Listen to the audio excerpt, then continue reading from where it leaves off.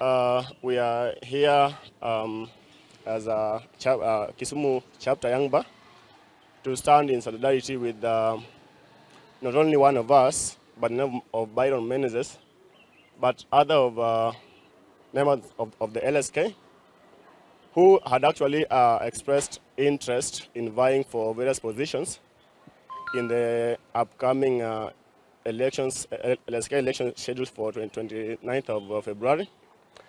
But it's unfortunate that these members were left out in very unclear circumstances, and making it worse, the same communication was done to them via email late in the evening. Then the next day, the purported final list was out.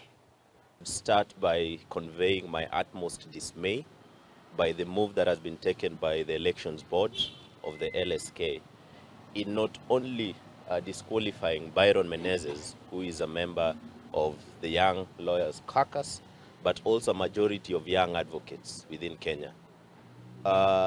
Elections are not supposed to be decided on technicality basis.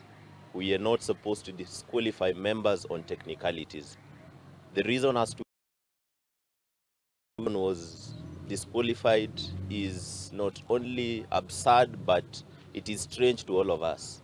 Advocates practice in each and every part of this country, and as such, we are not supposed to be limited by where someone holds an office. Stand here in solidarity with one of our members, a member of the Young Bar Association, and I do not have much to say this afternoon, but just to echo this to LSK and the Election Board.